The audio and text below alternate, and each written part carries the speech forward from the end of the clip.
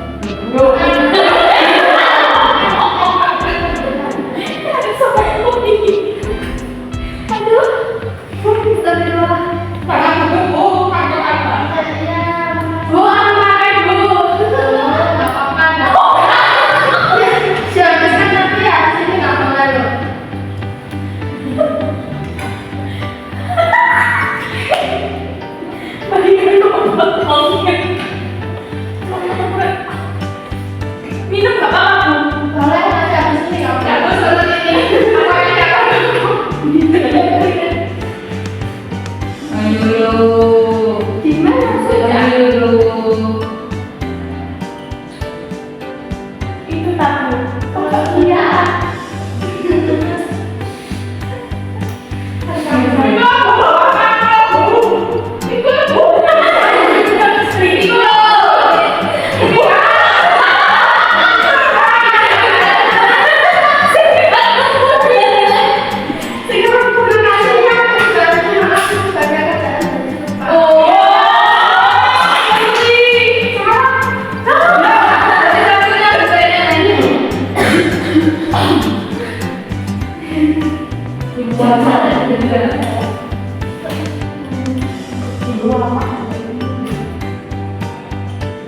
Oke, ini benar. Bu akan satu. Ya, Bu. Sudah belajar. Agak bilang dulu pertanyaannya. Oh ya, Ibu akan Ibu akan baca satu persatu. Mulai dari tes berita. Ada yang bisa katakan pengertian tes berita? Saya. Tes beda adalah informasi baru mengenai sesuatu yang sedang terjadi dan disebarkan melalui media massa. Tes beda merupakan penelitian berisi tentang hal atau peristiwa yang terjadi dan dipublikasikan di media massa, baik melalui media cetak atau media elektronik. Oke, betul. Ya udah, Ibu sampaikan lagi yang bacakan ulang. Pengertian tes berita. Berita adalah informasi mengenai sesuatu yang sedang terjadi dan disebarkan melalui media massa. Teks berita merupakan teks yang berisi tentang hal atau peristiwa yang terjadi dan dipublikasikan di media massa, baik melalui media cetak atau media elektronik. Apa tuh? Bentar nih. Ya. Ya, yang selanjutnya sampaikan. Kalian siapa mau? Saya mau. Boleh berarti yang udah. Aku gak mau pokoknya. Puasa dan berita. Oke, di sini tes berita. Yaitu yang pertama ada aktual, lalu disusun menyajikan informasi yang terbaru, lalu objektif menyajikan berita yang banyak pada tahun, lalu menarik peristiwa yang dijadikan hanya menarik dan membuka minat khalayak umum. Yang terakhir publisitas, laporan yang dijadikan tunjukkan untuk umum dan masyarakat. Ini terima kasih. Ini kalau kita baca di sini tes berita. Selain itu ada 4 pertama. Ada Bu. Ya, kurang-kurang. Yang pertama, Ibu akan menjelaskan di sini tes berita. Yaitu ada 4 yang pertama aktual, selalu berusaha memberikan informasi yang terbaru. 2, objektif menyajikan berita tidak tergarang pada tahun. Yang ketiga, ada kerja yang dilakukan tidak sesuai dengan yang yang terakhir ada 4 berita. Laporan yang disajikan diberikan untuk umum dan harus dipahami masyarakat luas. Jadi yang selanjutnya saya menggunakan saya jadi berita informasi pertama, informasi berdasarkan fungsi, yaitu informasi yang bergantung pada materi dan penggunaan informasi, misalnya pengetahuan dan edukasi. 2, informasi berdasarkan format penyajian, yaitu informasi berdasarkan bentuk penyajian, misalnya foto, karikatur atau tulisan teks dan kaligrafi. 3, informasi berdasarkan lokasi peristiwa, yaitu informasi berdasarkan tempat kejadian peristiwa berlangsung atau seperti pertandingan sepak bola yang ditayangkan secara live serta konser musik yang disiarkan secara live. 4, informasi berdasarkan bidang kehidupan seperti pendidikan, olahraga, musik, sastra budaya, dan teater. Sudah Bu. Oke, terima kasih.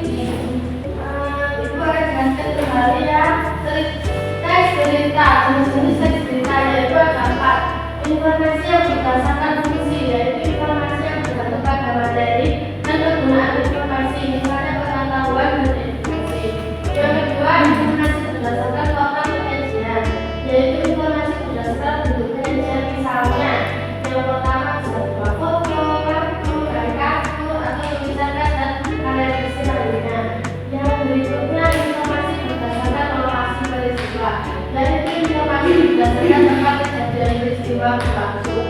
Seperti contohnya pertandingan sepak bola yang diadakan secara langsung atau secara live, serta konferensi yang disiarkan secara live atau langsung. Berikutnya informasi berdasarkan bidang kehidupan seperti pendidikan, olahraga, musik, budaya, dan teater.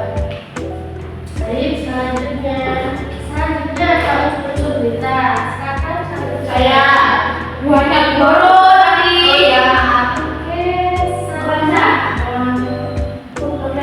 Mau gue itu baca. Anu, Unsur-unsur berita yang pertama, what atau apa? Kata tanya yang pertama dari rumus ini adalah apa? Kata tanyanya ini berisi pertanyaan mengenai permasalahan atau hal yang terjadi pada suatu peristiwa. Contoh, apa yang sebenarnya terjadi? Apa permasalahannya? Yang kedua ada why, mengapa atau mengapa. Kata tanya mengapa mengandung pertanyaan mengenai alasan pelaku atau orang dari peristiwa yang terjadi. Contoh, mengapa hal tersebut bisa terjadi? Mengapa dia melakukan itu?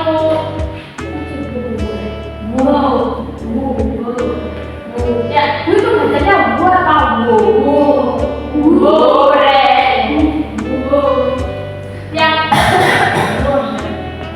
Yang ketiga ada atau siapa. Karena siapa mengandung pertanyaan mengenai pelaku atau orang lain dari sebuah peristiwa yang sedang terjadi. Contoh, siapa yang melakukan perbuatan itu? Siapa yang terlibat dalam peristiwa itu? Yang keempat ada when atau kapan. Kata tanya kapan berisi tentang pertanyaan mengenai waktu terjadinya berita atau cerita yang terjadi. Contoh, kapan peristiwa itu terjadi? Kapan dia melakukan perbuatan itu? Kapan peristiwa itu muncul? Dan yang terakhir ada when atau di mana.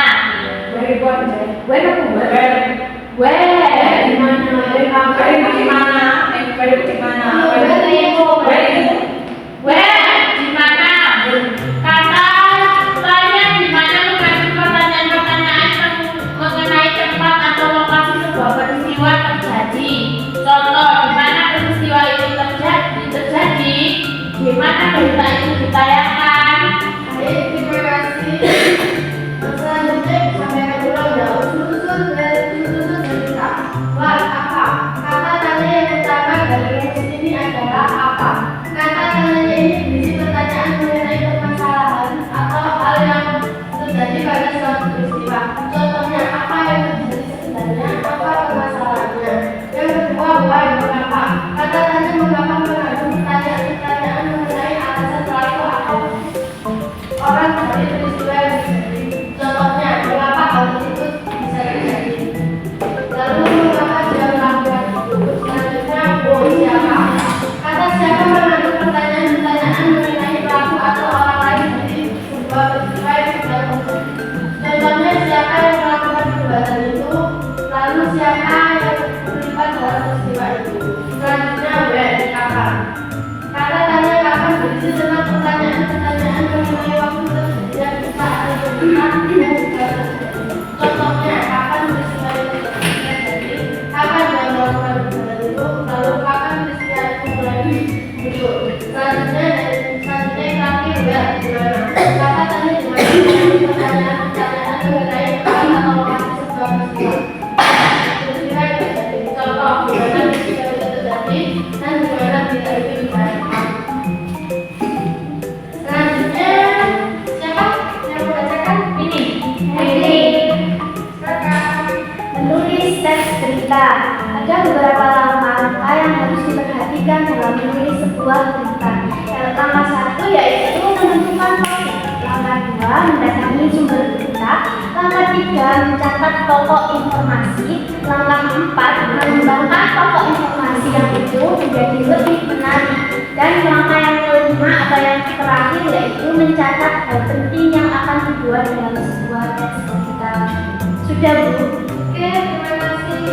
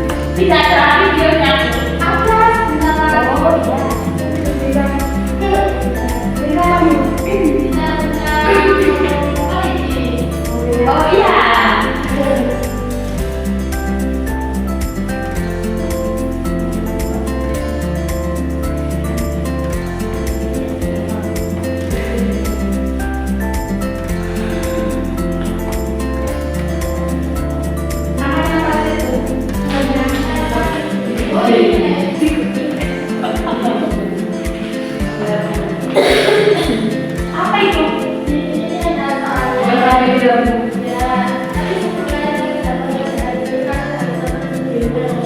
Loh Bu, kita nantinya nulis juga Bu? Nanti kita berikan kertas. Oh, iya Bu. Ya. Tapi benar ada perkenalan. Sudah. Oh, Ibu kita besoknya itu. Videonya. Tadi kayak kamu bukan itu. Kocak. Prabowo. Prabowo. Nomor 2 loh. Kocak Gibran Sinjak. Ini. Terima kasih. Itu ceritanya. Terangnya. Kita masih dalam sesi mohon tenang. Oh, ini Bapak cerita Bu. Tidak Bapak, maklum sesi. Saudara-saudara seluruh bangsa Indonesia, kami dan Yang Mahfud Anak-anak, berikutnya adalah tentang tes politik yang berkaitan dengan soal yang akan diberikan. Berdasarkan nanti akan diambil pertanyaan yang akan diberikan. ingin memastikan untuk menegakkan negara yang bersih melalui penegakan hukum tanpa pandang bulu. Gimana sih? Tidak sepakat. Di sesi ini kita akan mendengarkan pernyataan terakhir closing statement, pernyataan pamungkas yang disampaikan oleh calon wakil presiden yang sudah berdebat malam hari ini dengan berbagai topik dalam topik besar ekonomi. Kesempatan pertama kami berikan kepada calon wakil presiden nomor 1 Bapak Muhaimin Iskandar untuk menyampaikan pernyataan penutup. Waktu ada 2 menit. Terima kasih. Sarung adalah simbol kesetaraan dan keadilan. Sarung itu tentu, tapi di tangan orang yang baik bisa jadi sopek atas ketidakadilan dan kebencian. Yang tidak ada dalam kebijakan ekonomi kita saat ini adalah keberanian untuk mewujudkan aturan main yang adil dan keberanian untuk berpihak kepada rakyat. Itulah kenapa kami menggagas Surveinomics sebagai solusi ekonomi kita. Segala ketidakadilan kita selesai. Surveinomics adalah gagasan ekonomi yang sudah diuji oleh para pakar dan berbasis pada pengalaman batin dan juga pengalaman rasa. Kedepan, proyek yang menyedot begitu banyak uang rakyat hanya untuk memenuhi selera tertentu, kita harus proses. Kita hadirkan perubahan berupa pemerataan dan pembangunan kota-kota dan desa-desa di seluruh Indonesia. Kedepan, kekurangan aturan yang melanggar sekaligus pemain bisnis harus kita proses. Kita bangun kesetaraan bagi semua pelaku usaha untuk maju bersama. Dengan Surveinomics kita pastikan pembangunan ekonomi Indonesia dikerjakan pakai hati, pakai otak. Sekali lagi, pembangunan Indonesia dilaksanakan pakai hati, pakai otak. Mari kita berdoa semoga insya Allah saya dan Mas Anies memimpin Indonesia kita kerjakan pembangunan dengan menggunakan pakai hati, pakai otak. Semoga kita senantiasa diberi kekuatan untuk mewujudkan perubahan bagi bangsa kita. Amin. Ingin manfaatkan waktunya cukup Bapak. Kita lanjutkan ke calon wakil presiden nomor 2 Bapak Gibran Raka Buming Raka untuk menyampaikan pernyataan penutup. Waktunya 2 menit, kami persilakan.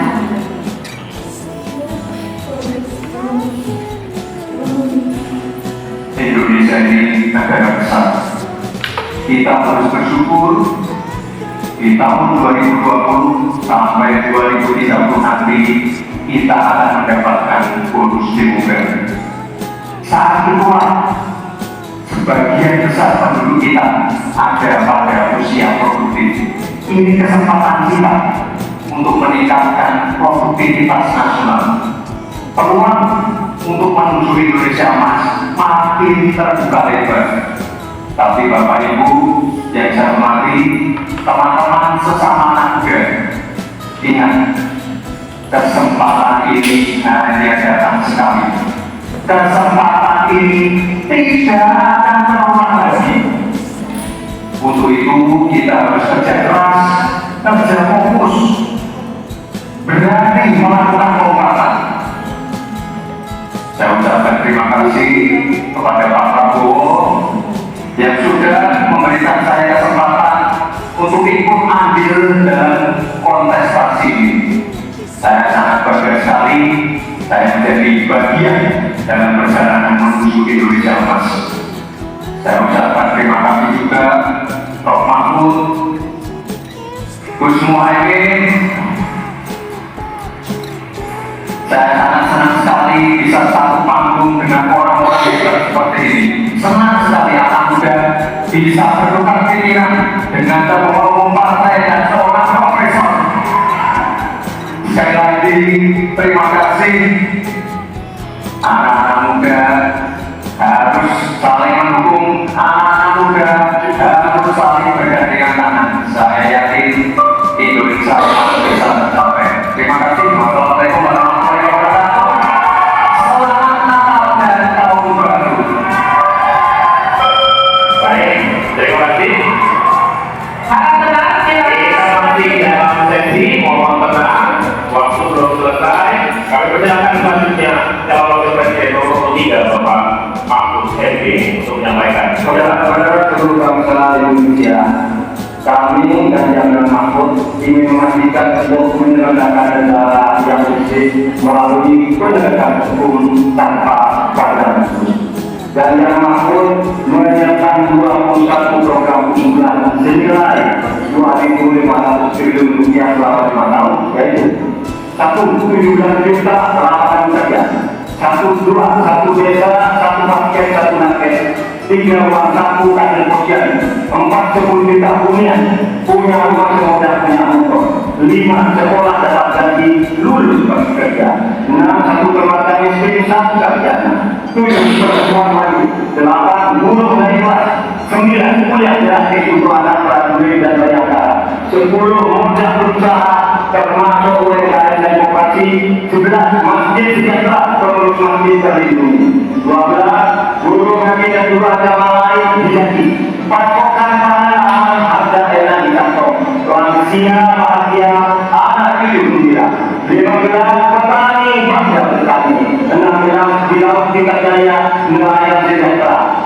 17 disabilitas mandiri berprestasi, 1 desa 1 mobil akses, 18 internet super cepat gratis dan merata, 19 bansos pasti lanjut tapi harus tepat sasaran, 20 sikat KKN dan terakhir KTP sakti. Segala kebijakan pemerintah harus mengutamakan kemakmuran dan kesejahteraan rakyat, termasuk memelihara fakir, miskin dan anak terlantar seperti ketentuan pasal 34 ayat 1 Undang-Undang Dasar. Semoga binatang baik dan keinginan kami mendapatkan jalan lagi dan tercatat di Lauhul Mahfuz. Selesai.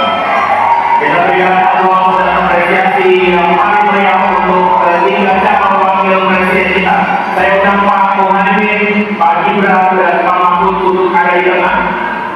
Untuk ada di tengah bidang kali, kami juga memohon agar Pak Anies, Pak Prabowo dan Pak Ganjar menjadi calon wakil presiden masing-masing. Calon pemimpin kita yang dapat Anda pilih nanti di tanggal 14 Februari 2024. Tadi juga sudah Ketua KPU dan seluruh anggota KPU untuk bergabung bersama kita di sini.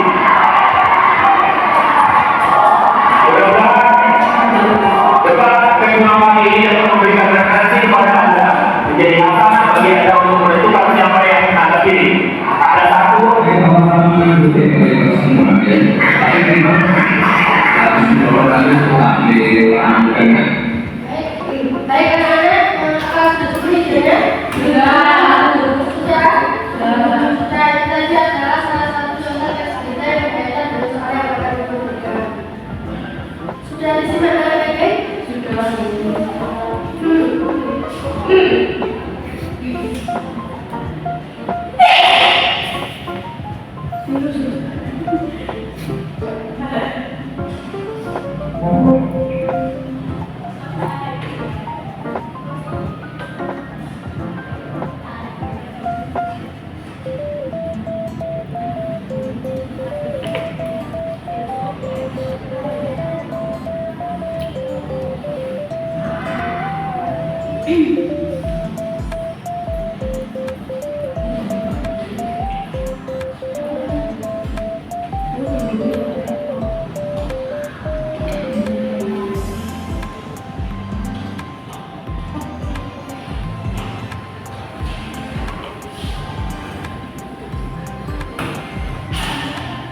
Baik, Ibu akan berikan soal ya anak-anak berkaitan dengan teks cerita yang tadi.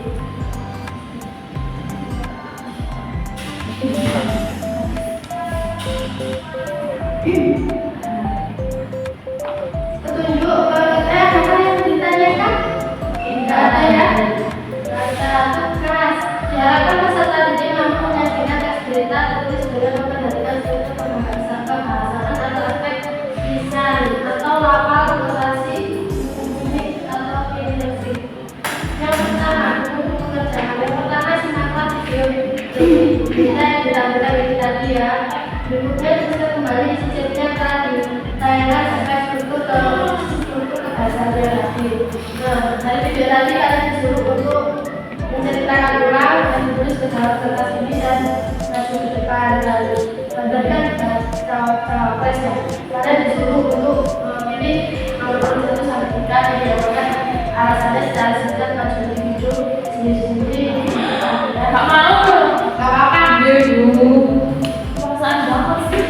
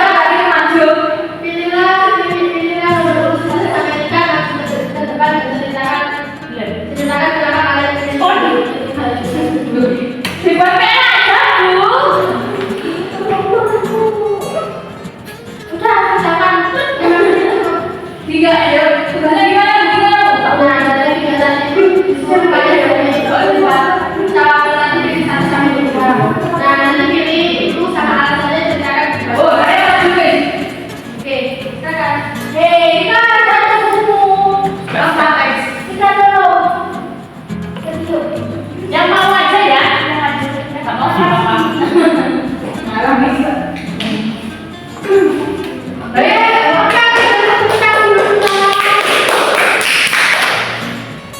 Tadi yang saya simak dari berita tersebut itu ada tiga perwakilan dari Cawapres yang nomor 1, 2 dan 3. nomor 1 saya lupa siapa namanya. Ada ini mewakili Cawapres.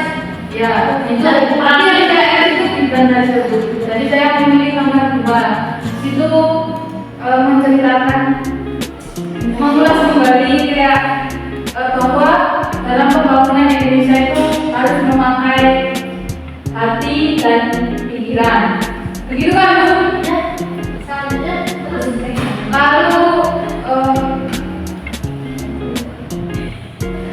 Lalu itu kita sempat menyampaikan beliau berterima kasih kepada kedua Cawapres dan sempat berjabat tangan. Begitu Bu, yang saya katakan. Oke, terima kasih atas jawabannya Adika.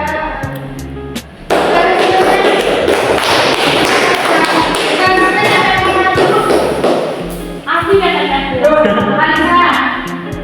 Mbak Bita, pilih nomor 1 sampai 3 pilih yang mana, alasannya mana, secara tidak. Jadi pertanyaan dari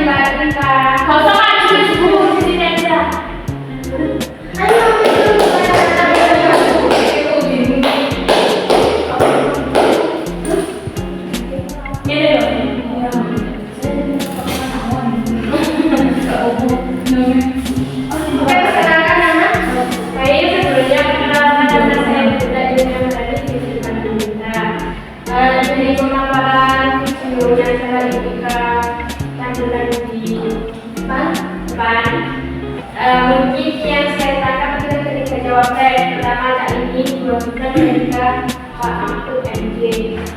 Kalau yang pertama saya nggak selalu hafal, yang kedua itu sama seperti yang disampaikan Mbak Lika. Pokoknya apa? Lika tadi? Sama. Intinya itu bahwa pembangunan dalam Indonesia itu harus adil dan apa? Ya, itu harus kalau kita membangun negeri itu harus menggunakan hati dan pikiran guna untuk mencetak generasi emas. Terus yang tadi kejadiannya disampaikan oleh Mahfud MD kalau nggak salah itu ada 10 poin.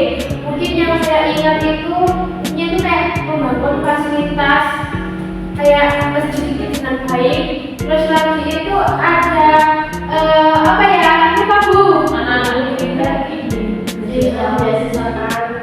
Ya, ya, terima kasih Mbak Mita.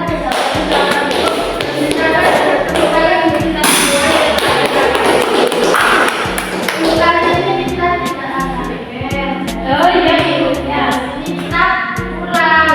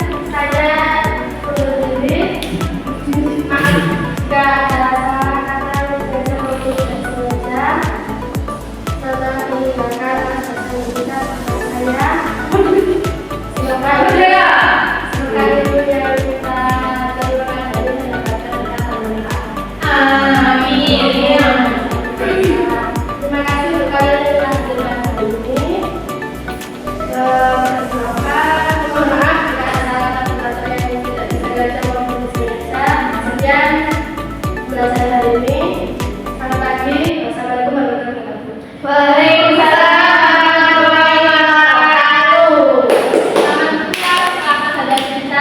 wabarakatuh.